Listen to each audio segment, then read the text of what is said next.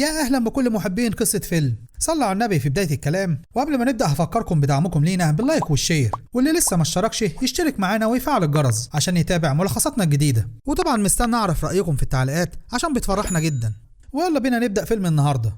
بيبدأ فيلمنا النهارده بماري وهي بتجري في الغابة، وبتفضل تجري لحد ما بتوصل عند المقابر، وهناك بتقف وبتفضل تبص حواليها وكأنها بتدور على حاجة معينة. وفي الوقت ده بيظهر ان في حد مستخبي بين الاشجار وبيكون بيراقب ماري وبيصورها، ولكن ماري بتشوفه وبتخاف وبتجري بسرعه من المكان. فبيجري وراها الشخص ده وبيظهر انه عاوز انه يمسكها، فبتحاول ماري انها تجري بكل سرعتها وتهرب منه، ولكن الشخص ده بيلحقها وبيوقعها على الارض، وبعدها بيسحبها وبيكون ماسك في ايده حقنه. ولكن ماري بتطلع بخاخه وبترش رذاذ على وشه، فبيتألم الشخص ده وبيطلع السكينه وبيحاول ان هو يضرب ماري بيها، ولكن ماري بتتفادى ضرباته كلها وبتهرب منه بسرعه وبتجري لحد ما بتوصل لعربيتها، وبتفتح باب العربيه عشان تركبها وتهرب. وساعتها المجرم ده بيحصلها وبيلحقها قبل ما تركب العربيه، ولكن ماري بتحقنه في رجليه بماده مخدره وبيفقد الشخص ده وعيه وبيقع على الارض. وبعدها ماري بتركب عربيتها وبتمشي من المكان بسرعه، وبتسوق ماري عربيتها بسرعه كبيره لحد ما بتوصل لبيتها، وهناك بتدخل الجراج وبتنزل من عربيتها وبتطلع بيتها، وبتفتح القفل الالكتروني ببصمه ايديها. واول ما بتدخل ماري البيت بتكون متوتره وخايفه،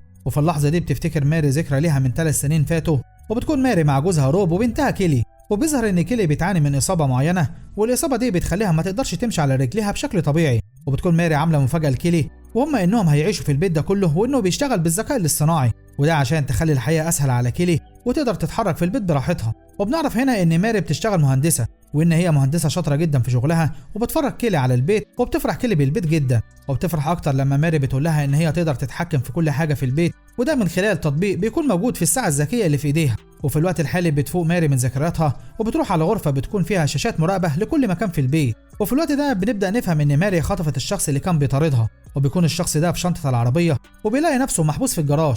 فبيبدا يدور في الجراج على اي باب عشان يخرج منه، وبيكتشف ان الابواب كلها مقفوله ما عدا باب واحد. فبيفتحه وبيلاقي وراه سلم، فبينزل من على السلم لحد ما بيوصل للقبر، واللي بتكون جدرانه كلها عليه صفحات من الجرايد، وبيكون عليها كمان صور ل3 بنات ماتوا. وبنعرف هنا ان الشخص ده مجرم خطير واسمه ديابلو، وديابلو ده هو اللي قتل ال3 بنات دول، ولكن الشرطه ما قدرتش تقبض عليه لان هو ما سابش اي دليل وراه. وبيكون واضح ان ديابلو مختل عقليا، وده لانه بيفضل يبص للصور وهو مبسوط. وفي اللحظه دي ماري بتشغل الشاشه اللي في القبر وبتعرض عليها تسجيل لنشره الاخبار، وبيشوف ديابلو المذيع وهو بيقول ان الشرطه لقت جثث ضحايا ديابلو في اماكن مختلفه، وان نتيجه التحقيقات بتقول ان ديابلو بيخدر ضحاياه وبعدها بيخطفهم وبيعذبهم قبل ما يولع فيهم. ده غير ان الشرطه لقت جثه من ضحايا ديابلو لسانها مقطوع ومحطوط في علبه جنب جثتها. وبعدها بتظهر سيلينا رئيسه فريق التحقيقات وبتقول للصحافه ان ديابلو بيختار ضحاياه طبقا لمواصفات معينه، وان الضحيه لازم تكون انثى ويكون شعرها طويل. وفي نفس الوقت ده بتكون ماري شايفه ديابلو على الشاشات، وبتفتح الملف بتاعه وبتتكلم معاه من خلال الميكروفون، وبتقول ان هو كان بيستخدم هويات مزيفه اثناء ارتكاب جرايمه. ده غير انه كمان بيقتل البنات اللي بيكون فيهم شبه من امه. وبيتفاجئ ماري ان ديابلو بيرد عليها وبيشاور لها في الكاميرا وبيقول لها ان هو هيعذبها قبل ما يقتلها. وساعتها بيشوف ديابلو مفتاح متعلق على الجدار، فبياخدها وبيفتح الباب اللي قدامه، فبيلاقي نفسه جوه غرفه وبيكون متعلق فيها سلسله في السقف، وبيكون فيها صور ل3 ضحايا جوه اقفاص صغيره. فبيفتكر ديابلو ساعتها ضحاياه وهو حابسهم في الاقفاص وبيعذبهم، وبيفوق من ذكرياته وبيقرب من السلسله. وبنعرف هنا ان دي تبقى سلسله لما كان طفل، واول ما بيمسك السلسله بتيجي في باله ذكرى سيئه مع امه، وبيظهر فيها ان امه بتشتمه وبتضربه، وبتقول له ان نفسها ان هو يموت قبل ما يبقى مجرم زي ابوه. وبعدها بيفوق ديابلو من ذكرياته، وبعدها بياخد السلسله واللي كانه بيلاقي فيها مفتاح تاني. وفي اللحظه دي ماري بتشغل شاشه تانيه في القبر، وبيظهر فيها اخت واحده من الضحايا، وبتكون حزينه جدا بسبب موت اختها، وبتقول لديابلو انه اكيد هيجي يوم وحد هيلاقيه وهيخليه يدفع ثمن جرايمه اللي هو ارتكبها. وساعتها بتفتكر ماري اليوم اللي هي قالت فيه لبنتها انها هتعمل عمليه جراحيه، وقالت لها ان هي اتفقت مع جراح كبير هيعمل لها العمليه، وطمنتها ان هي بعد العمليه هتقدر تمشي على رجليها. وبتفرح كيلي ساعتها وحضنت امها وشكرتها. وبتفوق ماري من ذكرياتها على ديابلو وهو بيستخدم المفتاح اللي معاه وبيفتح بيه الاوضه الثانيه اللي في القبو، والمره دي ديابلو بيلاقي نفسه جوه اوضه ضيقه وبيكون فيها مواسير بيخرج منها بخار سخن. فبتتكلم معاه ماري وبتفكره ان الضحيه رقم 2 هربت منه، ولكنها ماتت في مكان مليان مواسير فيها بخار زي المكان ده. فبيهرب ديابلو من الغرفه دي بسرعه وبيدخل في فتحه صغيره في جدار الغرفه، وبعدها الفتحه دي بتتقفل وبيلاقي نفسه جوه زنزانه صغيره، وبيشوف قدامه تمثال صغير فبيقرب منه. وبيكتشف ديابلو ان التمثال ده هو نفس التمثال اللي موجود على قبر امه. وفجاه بتخرج نار شديده من فتحات في ارضيه الزنزانه، فبيتحرك ديابلو بسرعه عشان يتفاداها.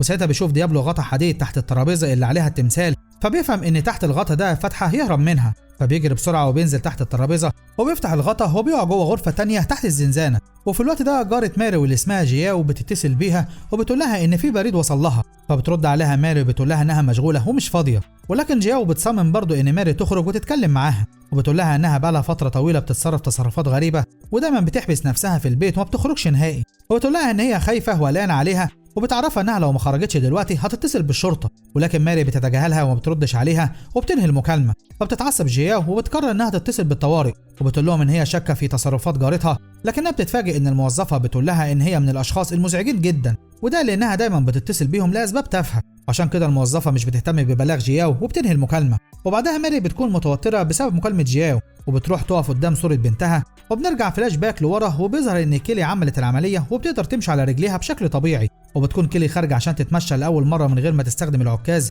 وبتكون متحمسه جدا لدرجه ان هي بترفض ان امها تخرج معاها، وبتقول لها ان هي خلاص تقدر تعتمد على نفسها. وبالليل بيكون رجاله الشرطه حوالين مكان معين حصلت فيه جريمه قتل، وبتوصل ماري وهي منهاره وبتكون عايزه تدخل المكان ده ولكن الشرطه بتمنعها. وبنعرف هنا ان كيلي بنت ماري اتقتلت، واللي قتلها هو المجرم اللي قتل ال3 بنات اللي قبلها، وده لان كيلي ماتت بنفس الطريقه اللي ماتت بيها ال3 بنات. وتاني يوم بتكون ماري في مكتب سيلينا رئيسه التحقيقات، وبيظهر ان سيلينا متعاطفه مع ماري جدا، عشان كده بتوريها ملف التحقيق الخاص بقضيه ديابلو، وساعتها بتلاقي ماري جوه الملف تركيبه المخدر اللي بيستخدمه ديابلو في تخدير ضحاياه. وبيجي الليل وماري بتقابل تاجر ممنوعات وبتشتري منه كميه كبيره من نفس المخدر اللي ديابلو بيستخدمه. وفي الوقت الحالي ماري بتشوف ديابلو وبيكون بيحاول يخرج من الزنزانه من الفتحه اللي في السقف، ولكنه بيتعلق من الفتحه ومش بيعرف انه يتحرك، فبتروح ماري وبتجيب المخدر وبتحطه في الحقنه، وده عشان تحن بيها ديابلو وتخدره وتقدر تخرجه من الفتحه اللي هو اتعلق فيها. وبعدها بتنزل ماري للقاب وبتروح عند ديابلو، وبيظهر ان هو بيمثل ان هو اتعلق عشان يستدرج ماري، وقبل ما تحينه ماري بالمخدر بينزل من الفتحه اللي هو متعلق فيها وبيهجم عليها وبيقدر يسيطر عليها، وبيحاول هو يحقنها بالمخدر، ولكن ماري بيكون معاها حقنه تانية فيها نفس المخدر وبتحن بيها ديابلو في نفس اللحظه اللي هو بيحقنها فيها، وبيقعد ديابلو جنب ماري على الارض تحت تاثير المخدر. وساعتها ماري بتشغل تايمر الساعه اللي في ايديها، وبنرجع بالزمن لورا وبنشوف ماري على سريرها بعد ما حقنت نفسها بالمخدر، وده لانها عايزه تعرف تاثير المخدر، وكمان بتعرف الوقت اللي جسمها بيفضل فيها تحت تاثير المخدر. وبتكتشف ماري ان هي بتفضل لمده 40 دقيقه تحت تاثير المخدر. وتاني يوم ماري بتروح لسيلينا وبتتكلم معاها بخصوص ديابلو، وساعتها سيلينا بتخرج عشان تتكلم مع حد من زمايلها، فبتستغل ماري الفرصه وبتحط فلاشه في الكمبيوتر بتاع سيلينا، وده عشان تقدر تخترق الجهاز في اي وقت. وبتدور ماري في مكتب سيلينا لحد ما بتلاقي بطاقه هويتها، فبتاخدها وبتحطها في جيبها بسرعه من غير ما حد ياخد باله منها. وبالليل بتشغل ماري الفلاشه على الكمبيوتر بتاعها وبتقدر توصل لكل المعلومات اللي موجوده عند الشرطه عن ديابلو. وتاني يوم بتنتحل ماري صفه سيلينا وبتروح على قسم الارشيف في مركز الشرطه، وبتقدر تخدع الموظف اللي هناك وبتدخل الارشيف وبتبدا تدور على ملف ديابلو لحد ما بتلاقيه،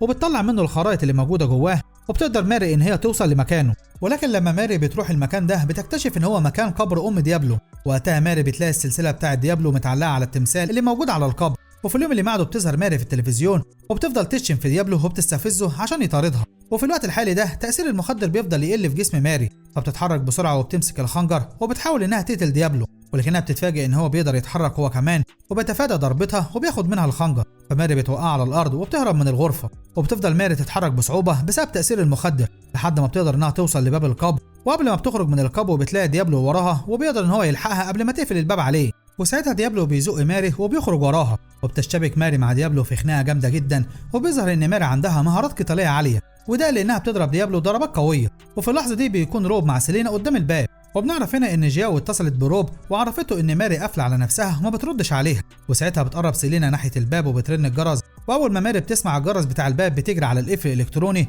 وبتحط ايديها عليه وبتفتح الباب لسيلينا. وساعتها ديابلو بيهجم على ماري وبيضربها وبيسيطر عليها، ولكنه بيلاقي سيلينا قدامه وبترفع عليه السلاح، فبيرمي عليها ماري وبيقعوا كلهم على الارض. فبتتحرك ماري بسرعه وبتمسك الخنجر عشان تطعن ديابلو، ولكن ديابلو بيمسك ايديها وبيخليها تطعن سيلينا، وبيمسك مسدس سيلينا وبيحاول يضرب ماري، لكن ماري بتاخد منه المسدس وبتفضل تضربه على دماغه لحد ما بيغمى عليه. وفي اللحظه دي بيدخل روب عليهم وبتصدم من اللي بيشوفه، فبتطلب منه ماري ان هو يحط ايده على جرح سيلينا، وبعدها سيلينا بتتصل بمركز الشرطه وبتعرفهم باللي حصل. وفي نفس الوقت ماري بتربط ديابلو وبتسحبه وبتنزل بيه على القبر، وهناك بتحطه على سرير وبتربطه فيه. وقتها ديابلو بيفوق بيلاقي قدامه شاشه عرض وبيظهر فيها صورته وهو طفل مع امه وابوه، ولكن وش ابوه ما بيكونش باين في الصوره. فبتقول له ماري ان هي عرفت ان هو قتل امه، وده لانها راجعت كل الملفات النفسيه وتاريخ مرضه، وبتقول له كمان ان هو وارث مرضه النفسي من ابوه، وبتشرح له ان هي قدرت توصل لحاجه الشرطه ما قدرتش توصل لها، وهي ان ديابلو بيحب يستخبى عند المقابر، وعشان كده هي ظهرت في التلفزيون وشتمته عشان تثير غضبه، وفضلت تروح عند المقابر كل يوم لحد ما جه اليوم اللي استدرجته فيه وقدرت تقبض عليه. وبعد ما ماري بتقول له ان هي هتموته بنفس الطريقه اللي موت بيه بنتها، وبتقرب منه وبتمسك لسانه وبتقطعه، وبعدها بتطلق بنزين على جسمه كله وبتولع فيه، وبتسيبه ماري وبتخرج بعد ما انتقمت لبنتها، وبترجع لسيلينا وروب وبتقول لهم ان هي اللي قتلت ديابلو. وساعتها بتوصل قوات الشرطه وبتقول لهم سيلينا ان ديابلو هجم على ماري، وان هي حاولت تدافع عن نفسها ولكن ديابلو طعنها وهرب. وفي اليوم اللي بعده بتذيع نشرات الاخبار خبر موت ديابلو في ظروف غامضه، وبيقولوا ان في اشاعات بتقول ان في واحده من امهات الضحايا هي اللي انتقمت منه وقتلته. وبكده بيكون فيلمنا خلص النهارده. ما تنساش تعمل لايك للملخص لو عجبك، وما تنساش تعمل اشتراك في قناه قصه فيلم عشان يوصلك الملخصات الجديده، وما تنساش تعمل فولو لصفحه قصه فيلم على الفيسبوك، هسيب لك الرابط بتاعها في البايو تحت. سلام.